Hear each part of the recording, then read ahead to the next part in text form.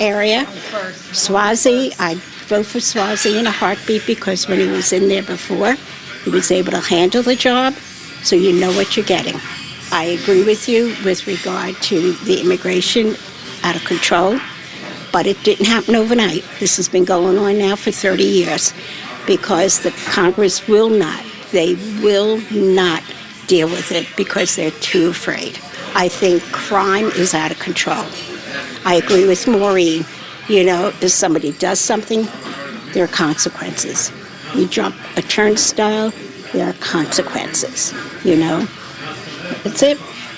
So you hear some pretty divergent opinions there. And, you know, both parties have a lot of work to do to really persuade voters like these women to trust them with their vote. We heard those diners talk a lot about their former representative, George Santos, and both of the women mentioned the Democratic nominee, Tom Suozzi.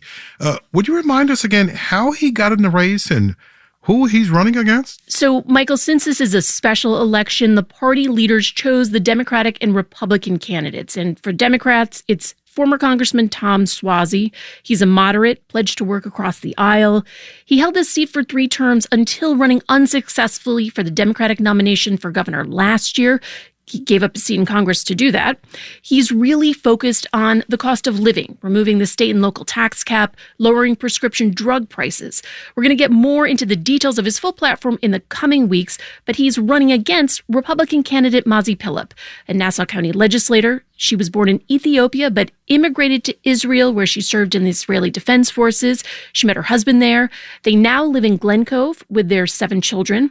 At her first public appearance last week, she talked about her support for fully funding the police, fighting taxes, and of course, backing Israel, which is a position that she and Suozzi share. WNYC's Bridget Bergen with a hyper focus on Congressional District 3 in New York. Thank you, Bridget. Thank you, Michael.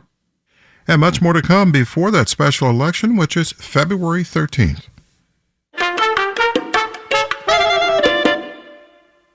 WNYC supporters include River's Edge, a life plan community located in Riverdale, 10 miles from Midtown Manhattan. More information is available at riversedge.org or 833-70-RIVER.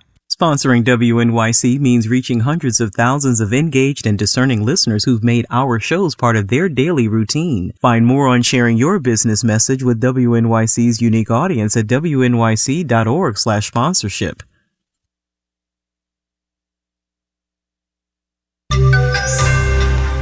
Why Cuba has lost 4% of its population in the last 2 years.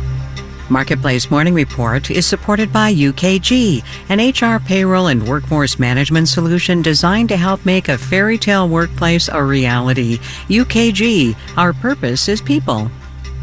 From Marketplace, I'm Sabri Benishore, in for David Brancaccio. Cuba in a moment. First, let's talk homes. A lot of people are kind of stuck in their homes. They have low mortgage rates from years gone by, and they don't want to give those rates up for a new house with a new high mortgage rate.